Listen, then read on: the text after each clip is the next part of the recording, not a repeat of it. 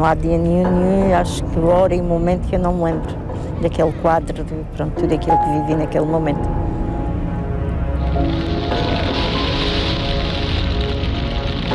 Eu vi o Luma passar por todo lado e eu pensei, vou morrer aqui.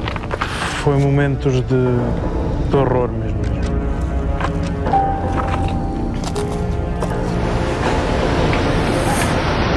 Porquê que isto tinha que acontecer? Porque não havia outra forma da vida me ensinar as mesmas lições, mas sem matar os meus pais.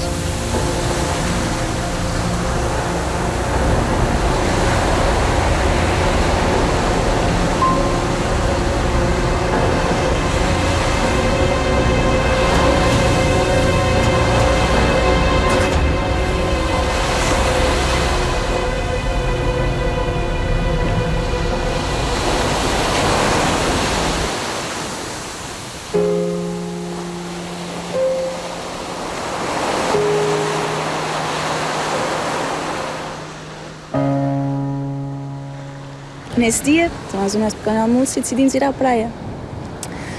Quando chegámos lá, achámos estranho o facto da praia não ter água nenhuma, só mesmo muito ao longe no horizonte. Eu e o meu pai fomos andando em direção à água, brincar lá com os peixinhos, estavam a saltitar na areia. Mónica tinha 13 anos e passava férias com os pais na praia de Khao Lak, na Tailândia.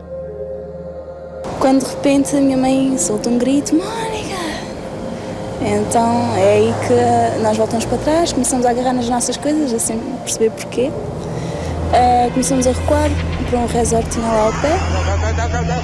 Quando olho para o horizonte vejo uma onda a vir em direção à margem. O que eu penso é, pronto, vem preencher o que falta na água, não é? Jesus Christ, look at that! Só que a água continua a avançar e as pessoas começam a correr.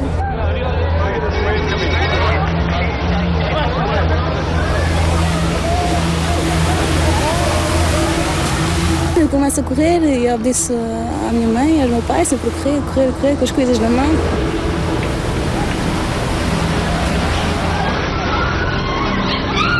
Até que vou olhando para trás, já só vejo os meus pais, não vejo mais ninguém. E depois, quando volto a olhar, já só vejo o meu pai. Quando volto a olhar de novo, não vejo ninguém. Só vejo uma barraquinha a cair, que nem um baralho de cartas, não é? E pronto, eu continuo a correr sem pensar muito no que significava tudo isso. Mónica Ribeiro tem agora 22 anos e abre a sua história ao mundo pela primeira vez. A história de como uma rapariga de 13 anos sobreviveu a um dos maiores desastres naturais de que há memória, o tsunami de 2004. Fui levada. Uma senhora ainda chega a esticar a perna para ver se eu consegui segurar ela, mas já não foi a tempo. E comecei a nadar, a tentar chegar à superfície, mas quando chegava era imediatamente puxada de volta abaixo. E então fiquei assim, não sei quanto tempo nisso. Entrei em pânico e grito, e ao gritar todo o ar que eu tinha sai, não é? Vejo-me debaixo d'água e nunca mais consigo chegar à superfície, o tempo parece infinito, nunca mais chego à superfície, sem ar nos pulmões, cada esforço mais insuportável, até que chega um ponto em que a dor é tão insuportável que eu me questiono se não devia antes deixar tudo e ir em paz, acabar com a dor. Ou então, outra hipótese era viver, simplesmente viver. E eu, aquelas próximas segundos, eu decido a viver, porque afinal tinha 13 anos, e o que é que tinha sido a minha vida nesses 13 anos?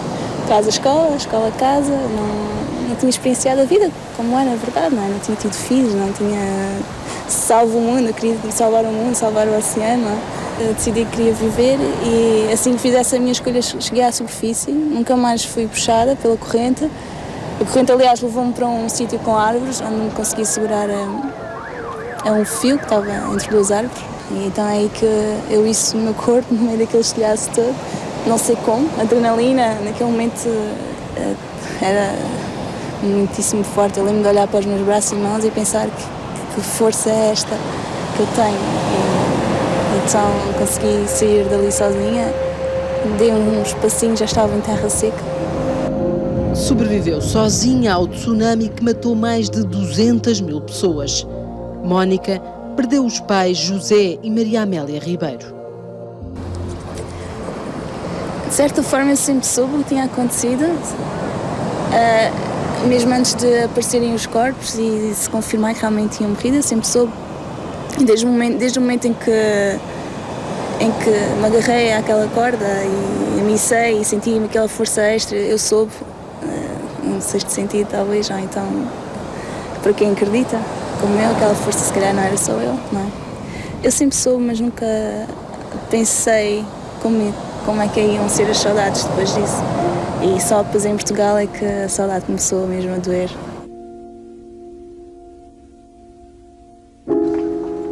Uma semana depois, a sobrevivente aterrou em Lisboa com o tio materno. Mónica neste momento está bem, sabe que foi um milagre, está viva e pronto, espera entrar na escola em breve, em princípio vem morar comigo. Mónica nunca tinha vivido em Portugal. O pai, piloto de aviões, trabalhou em Angola e Macau e foi lá que Mónica viveu com a família até aos 13 anos. Na altura, o irmão mais velho estudava na Austrália. De um momento para o outro, a jovem ficou sem pais, longe dos amigos, a viver numa terra estranha. Sentia-me, por vezes, revoltada. Porque é que isto tinha que acontecer? Porque não havia outra forma da vida me ensinar as mesmas lições, mas sem matar os meus pais. Era mais ou menos isso. Questionava-me porquê. Já encontrou respostas? Sim, tinha que acontecer porque de outra forma não aprenderia o que eu aprendi. Era um obstáculo que eu tinha de ultrapassar e se aconteceu é porque eu era capaz de superar e fui.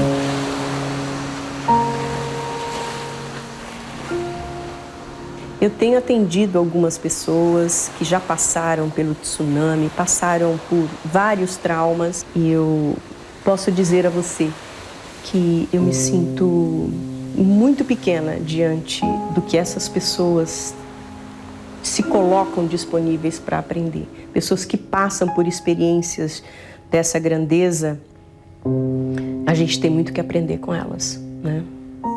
Nós também vamos auxiliar. Sónia Gomes tem aprendido lições de vida com centenas de vítimas de trauma. Como terapia, usa a experiência somática, uma abordagem naturalista desenvolvida pelo norte-americano Peter Levine, um cientista que trabalhou com astronautas da NASA. O resultado de um trauma é uma maladaptação fisiológica. Então, o corpo sabe exatamente o que fazer para travar, para manter a vida, e o corpo também sabe exatamente o que fazer para sair dessa traumatização.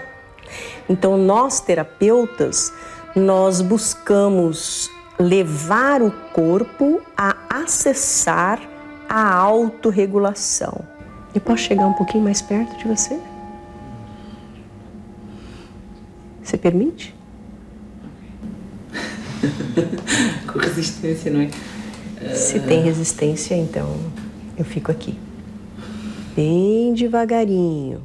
Vá caminhando com a sua atenção, escutando essa atenção, enquanto você caminha de uma sensação desagradável para uma sensação agradável no corpo. Ana é uma das alunas de Sónia. Aceitou expor-se à experiência somática diante dos colegas e de uma câmara de televisão. Repare o tremor que houve nas pernas. Isso é uma descarga motora que já vem em função desta ativação. É como se fosse uma intervenção através de um medicamento homeopático. Então a gente vai devagarinho, trazendo à consciência a memória que é possível o corpo detectar. Na memória de Ana, vive um trauma antigo que não revelaremos nesta reportagem. Esse desejo profundo de se equilibrar, esse desejo profundo de encontrar Esse lugar que você não sabe. Sónia Gomes corre o mundo a ensinar a experiência somática a futuros terapeutas. Devagar, devagar. Em Lisboa, Ana é uma das finalistas do curso em que participam professores, psicólogos e enfermeiros. Para que você possa caminhar na vida. Foi este o método que Sónia usou com 200 de sobreviventes e familiares das vítimas de uma tragédia. O incêndio da discoteca Kiss no Brasil.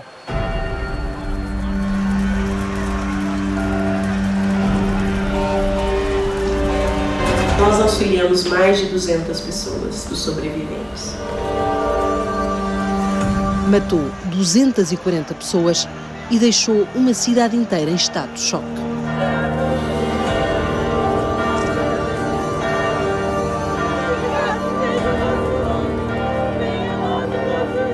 Foi a 27 de janeiro, precisamente o dia que em Portugal acontecia outra tragédia. Um autocarro caiu numa ravina no IC8, perto da Sertã. Eu só senti o autocarro a fazer uns pequenos, assim, uns S, e eu senti que qualquer coisa não ia bem e agarrei-me ao banco da frente, encostei a cabeça e fechei os olhos. A partir daí não me lembro de mais nada. Quando dei em mim, estava caída no chão. Ficou ferida? Fiquei. Fiz uma ferida nesta mão direita, que ainda se notam aqui os pontos, e depois parti, fui a bacia em 2 lados e tenho várias costelas fraturadas. Elvira ainda recupera do acidente que matou 11 pessoas. Marcou-a física e psicologicamente. Não há dia nenhum, acho que hora e momento que eu não me lembro daquele quadro, de tudo aquilo que vivi naquele momento. O acidente foi frações de segundos, portanto aquilo pouco dá para recordar. Sentimos um ressalto, o motorista deu um grito, a partir daí foi uma fração de segundos. Quando a gente se apercebeu, já o acidente já tinha acontecido. Joaquim Luís organizou a excursão que partiu de Porto Alegre para visitar um presépio em Santa Maria da Feira. Viajava com a filha de 10 anos. Joana foi a primeira preocupação. Quando eu gritei o nome dela, ela me respondeu: estou aqui ao teu lado, pai. Com Joana a salvo, Joaquim ligou a Fátima, que estava na maternidade. Tinha sido pai 2 dias antes, Duarte Miguel. O Duarte tem sido a melhor terapia para esta família. Mantém a cabeça ocupada com fraldas, cestas e amamentação. Ocupados, mas não esquecidos da tragédia que abalou Porto Alegre. Em cidades grandes, as pessoas não se conheciam umas às outras. Aqui era um caso que toda a gente se conhecia. Qualquer morador da cidade, como é uma cidade mais pequena, toda a gente se conhecia uns aos outros. A grande maioria víamos diariamente. Bom dia a todos. Obrigada pela vossa presença. Em Porto Alegre, o gabinete de crise criado logo após o acidente ainda está ativo. Penso que os objetivos estão a ser bem atingidos. Estas coisas levam tempo, não é? Claro. Este acidente fica na memória das pessoas para sempre, não é? Claro. Principalmente daqueles... Todos os meses, a Presidente da Câmara reúne com bombeiros, proteção civil, polícias, segurança social e a administração do Hospital Distrital. Tínhamos alguns internados e eu queria saber se houve alguma evolução relativamente a estas pessoas. Temos 4 acidentados ainda internados. Tínhamos um que esteve no serviço de convalescença e que felizmente teve alta já. Até quando vai estar ativo este gabinete de crise? Aquilo que é previsível é pelo menos durante 6 meses. Mas se houver uma pessoa a precisar, evidentemente que esse gabinete continuará a dar todo o apoio a essa pessoa, nem que seja só uma. Sabemos que isto são processos dolorosos, o luto tem que ser feito e são processos que levam muito tempo. Em relação a este senhor, o número 2, qual é a situação, quanto à situação neste momento? Este senhor foi transferido a 18 de março de Coimbra, está a evoluir muito bem. Continua, portanto, a evolução. Continua a evolução. Mas está muito bom. Porque como eu vi e como vejo agora mesmo assim, quanto de dinheiro é capaz de mexer e nada. Ele agora, depois que veio para aqui, tem arrebado muito. Foi dos piores porque ficou debaixo do carro, o pé do tubo de escape é que ficou todo queimado. Perdeu a vista, perdeu tudo. O pulmão ficou furado com uma costela. Da cabeça mesmo assim, agora está assim. Olha, está aqui. Com um bocado afetado. Tiraram daqui um bocado de pele para pôr para aqui. João Camejo está entre amigos. Me conheces já há muito tempo a mim. Desde gato. Desde gato. Joaquim e Maria do Céu costumavam acompanhá-lo nas excursões, sempre com o mesmo grupo e com o mesmo organizador. Fui 2 vezes à França. Foi. Fui ali a Guadalupe, para a Espanha, essa foi a última. Pois. Fui a Sevilha. Pois. E cá fomos a vários lados. Pois. Mas desta vez, o casal de amigos não foi. Pois, não fomos por acaso não fomos. Tanta vez que ele diz, anda que aquilo é bonito, mas não diz, não vou. O que nós íamos ver já tinha passado da maré. Era o presépio, já tinha passado e eu já não tinha grande interesse nisso. Foi. Nada. Tu lembras-te alguma coisa do acidente? Não me lembro de nada. Nada, absolutamente nada.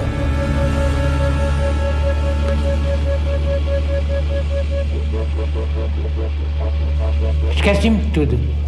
Eu não me lembro de ter apanhado aqui no autocarro. Esqueci-me de tudo. Porque eu nem sabia onde tinha deixado o carro. Passou-me. A recuperação física será lenta, mas João Camejo mostra determinação. O bloqueio da memória até tem ajudado. É uma sorte que Elvira Junceira não tem. A ver se consigo esquecer um pouco mais, aquele quadro, porque eu quando me lembro daquele quadro fico muito deprimida, fico muito nervosa, e a ver se eu conseguia limpar mais esta imagem que tenho comigo. É normal sentir pesadelos, é normal ter alterações de sono, é normal ter medos, ter imagens invasivas. Poderia ter sido evitado, deveria ter sido evitado. Falharam e eu falhei. Isto não é patologia, pode vir a ser. O objetivo é haver o apoio psicoterapêutico suficiente para evitar que haja um envelhecer definitivo. Luísa Salles é psiquiatra e fundadora do Centro de Trauma, sediado na Universidade de Coimbra. Trabalha há mais de 15 anos com ex-combatentes do ultramar e vítimas de experiências traumáticas. Em Portugal há um hiato de resposta, que é aquele período que vai da resposta imediata das 72 horas até ao efetivo adoecer. E veja, aqui é a fase em que se define quem cai e quem não cai para o lado da doença. Eu tenho noites que não consigo dormir, levanto-me, ando lá por casa, aqui nos bombeiros não durmo. A memória que tira o sono a Hugo Gonçalves tem 8 meses. Há uma chamada para aqui, para havia fogo no barril. Foi na tarde de 15 de setembro de 2012. Um incêndio no barril do Alva chamava os bombeiros de Coja. Era o Ricardo, o motorista, o oficial, o chefe de viatura, era eu, o Pedro e a Patrícia. Daqui já se avistava a coluna de fumo. Ainda ardia com fraca intensidade, o fumo saía direito, era sinal que havia pouco vento no local. Indicava que era um foco inicial, ainda é um bocado fora da povoação, aliás, é ao cimo da povoação. Ricardo seguiu por esta estrada ao volante da viatura de combate a incêndios. Nós paramos neste cruzamento, depois o oficial sai do carro e vai fazer o reconhecimento. Nós não entramos às cegas, nem à maluca. Eu antes de mandar entrar a viatura lá para dentro, eu fiz mais de metade do circuito a pé. E dava para passar. Só que, entretanto, quando nós avançamos, houve ali uma altura, deu umas explosões lá para o meio.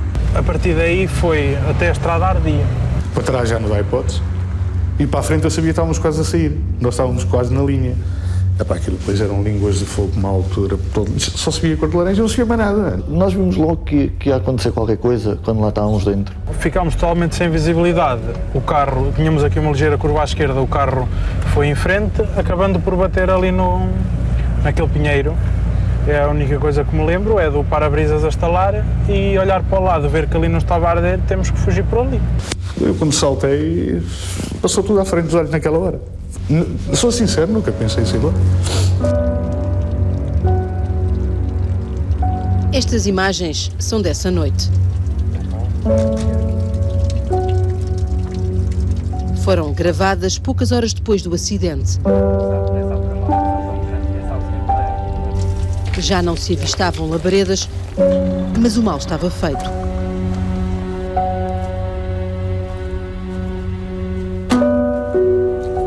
O fogo deixara um rastro de cinzas.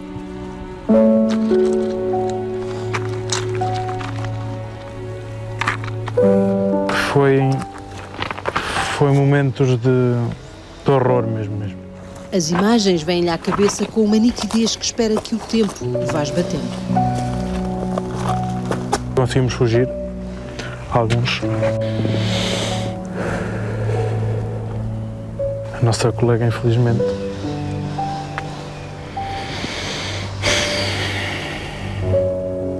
Patrícia Abreu tinha 26 anos.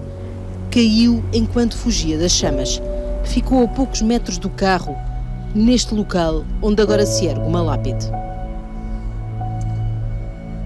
Ouvi os gritos, como se estivesse ali, ao pé dela, mas não dava para entrar porque o lume era muito intenso. Ela começa a pedir ajuda. Acudam, ajudem. E é quando eu volto atrás. Portanto, nessa parte que eu volto atrás, é a parte que, para mim, é o pior, que é a imagem que eu vi, que ninguém viu. E que fica sempre gravada, não há hipótese.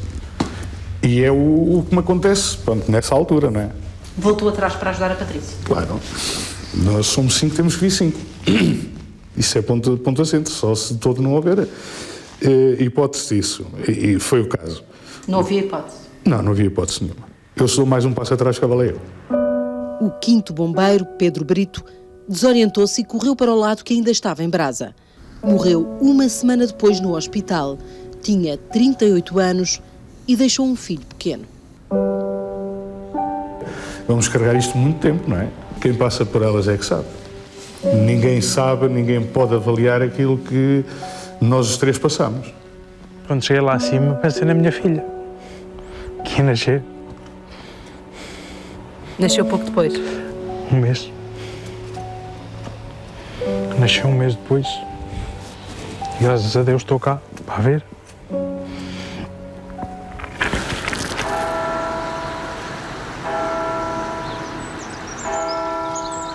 Os 3 sobreviventes continuam bombeiros no mesmo quartel, em Coja, no concelho de Arganil. Mas evitam falar sobre aquele dia. Estás bom? Estás bom, Ricardo? Estás bom? Estás disposto? Vai-se andando. Ao falarmos, vamos reviver tudo outra vez. E depois, à noite, essencialmente à noite, quando fecho os olhos, essas imagens vêm outra vez à memória. Por isso, se calhar, quanto menos se falar no assunto, melhor. Há pessoas que têm uma enorme necessidade de contar e isso faz-lhes bem. Há outras pessoas que, serem forçadas a contar, sim, faz-lhes mal. É o tal gatilho que os leva à adoecer. Nos bombeiros de Coja está ainda tudo demasiado fresco. E a mais pequena coisa faz lembrar a Patrícia e o Pedro. Quando se solta, às vezes, uma frase assim mais engraçada, por exemplo, que o Pedro dizia. Muitas vezes ele tinha essa mania de ligar lá aí para o telefone, toca essa corneta e nós assustávamos, íamos logo aí. Quando chegávamos, víamos que era ele começava-se a rir. Com muita saudade. Nós tentamos sempre superar. Agora é assim, a única coisa que eu tenho medo, e o tempo dirá, é daqui mais para a frente, é o futuro. Em algum momento pensou desistir de ser bombeiro? Pensei. Para mim não foi fácil, depois do acidente, voltar a vestir a farda e vir aqui à instrução. Mas depois, quando cheguei aqui, a aceitação que o pessoal teve connosco, isso é algo único que só aqui há. Ricardo Santos tem sido um desses grandes apoios. Vivia com Patrícia e tinham planos de constituir uma família. Tudo se desfez naquele dia. Tem-se vivido um dia de cada vez. A companhia, do dia-a-dia, à noite, a gente chegar a casa e estar a casa vazia. No dia do incêndio, Ricardo estava a 300 metros de Patrícia, noutro carro que seguiu por outro caminho. Pois é por aí que eu às vezes culpo-me, se calhar, um bocado. Porque se a gente temos ido atrás de vocês... Ficavam lá também. Eu, se calhar, não. Mas e depois? Eu é que disse ao Zé Marcos, não vais por aí, porque é pelo estradão do cemitério. Se calhar se nós fôssemos atrás deles, pelo mesmo caminho, se calhar estaríamos todos juntos, na altura que o Pedro saiu, para ir fazer a revisão do caminho, para ver se havia condições de segurança, se não havia. Mas no X de Ricardo, nunca há uma crítica aos bombeiros que estavam na frente de fogo com a namorada. Só palavras de conforto e motivação. As pessoas tentam sempre arranjar um culpado para o que aconteceu. E eu sou contra dizerem que o oficial Pedro Trindade que é o culpado número 1, ou que o motorista era inexperiente, ou que era isto, ou que era aquilo. Para mim não são os culpados. Os principais culpados foi quem originou o incêndio. No dia seguinte, os colegas e amigos retomaram as rotinas. O Corpo de Bombeiros teve que esquecer a dor e seguir com a missão, dar apoio às populações. Acho que ninguém caiu na real e se mentalizou daquilo que aconteceu. Foi algo que não esperávamos. A bombeira Cátia nunca esperou que o lema Vida por Vida marcasse de forma tão trágica o seu quartel. Agora, receia a chegada da próxima época de incêndios. De certa forma, há o medo de enfrentar o fogo outra vez. Nenhum de nós ainda... Também o verão, vamos ver como é que o pessoal reage. Isto era o capacete que tinha? Não. Era esse que andava comigo. Isto está ali, está guardado até ao próximo serviço que ele seja necessário, vai. Eu tenho medo, admito que tenho medo, mas queria enfrentar o medo, ver como é que vou reagir numa situação de um incêndio outra vez. Em Porto Alegre chegou o dia de enfrentar os medos. Eu gosto muito de ir a Fátima. Tenho muita fé em Fátima. É para ir à missa, são para aqueles que morreram no desastre. Quero andar familiares do meu marido e meus. Já beberem café? Vamos, pronto, dar uma missa em nome daqueles já abalarem, não é? Da parca, não é? Que a gente, pronto, costumamos ir sempre todos os dias com eles, cada vez que abalava. Infelizmente não vão desta vez, mas paciência, a vida continua. Vai a Fátima com outros sobreviventes, a que se unem amigos e familiares das vítimas do acidente da Sertã. Antes de partirmos, fazemos um momento de silêncio e uma oração por aqueles que faleceram em janeiro, no acidente, pelas melhoras daqueles que ficaram feridos e para que também o Senhor nos ilumine e nos proteja a todos. Pode ser? Sónia chora por uma amiga em recuperação. Gracinda dedica-lhe palavras de esperança em direto do autocarro, através da Rádio Porto Alegre. Sempre tivemos muita fé que a nossa Ana iria recuperar e graças a Deus é o que tem estado a acontecer. Boa viagem, que cheguem como Deus quer, como todos nós queremos, bem e... Partem 2 autocarros, 111 pessoas, numa missão de fé. Muita fé, muita fé. Vamos passar os peregrinos. Eu sei que todos gostam de ouvir os peregrinos pelo Mundo Novo. Tá bom, obrigada, Carlos.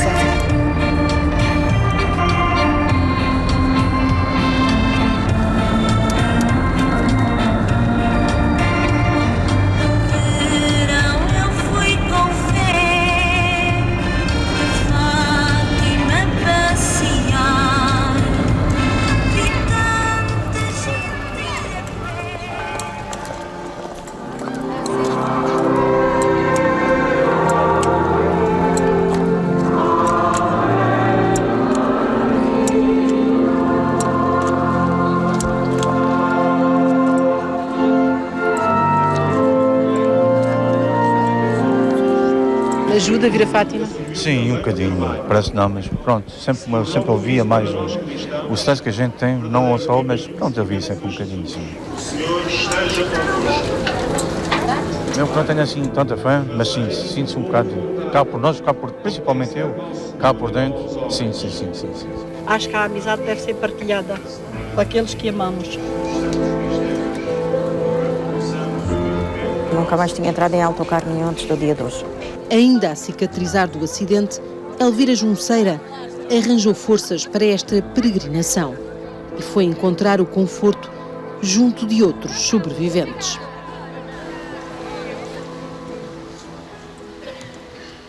O Senhor esteja convosco. Na comunhão coletiva, com a ajuda da fé ou da ciência, estas pessoas tentam sobreviver à memória sem se deixarem dominar por ela. Que as memórias não sejam atafolhadamente metidas num baú, porque depois levantam a tampa, não é? Precipitadamente, mas que sejam dobradas, controladas, de maneira a serem adequadamente arrumadas, e eu é que abro a tampa do baú. O trauma tem cura? Claro que tem, né? A gente precisa acreditar nisso, porque o trauma, ele tem cura sim. E aí o trabalho nosso é levar a pessoa para experimentar essa autenticidade, essa força, esse potencial que é inerente a cada ser humano.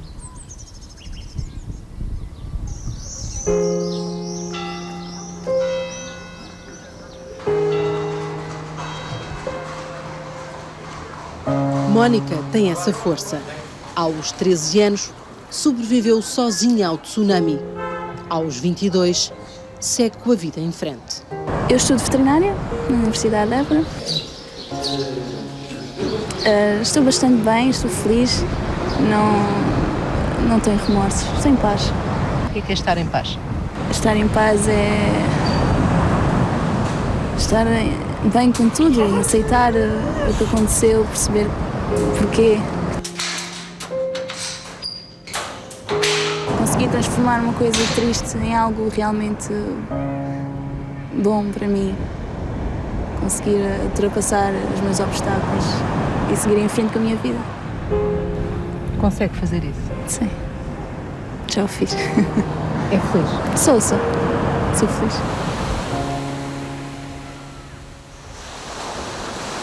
Se eu sinto saudade é porque valeu a pena, mas a saudade é uma coisa boa.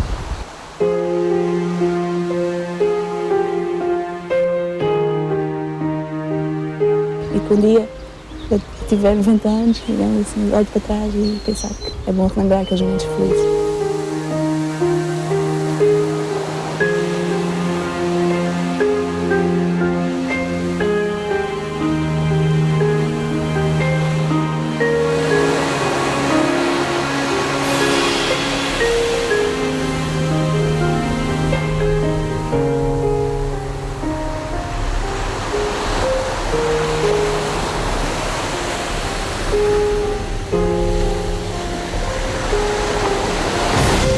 Esta reportagem está disponível em rtp.pt.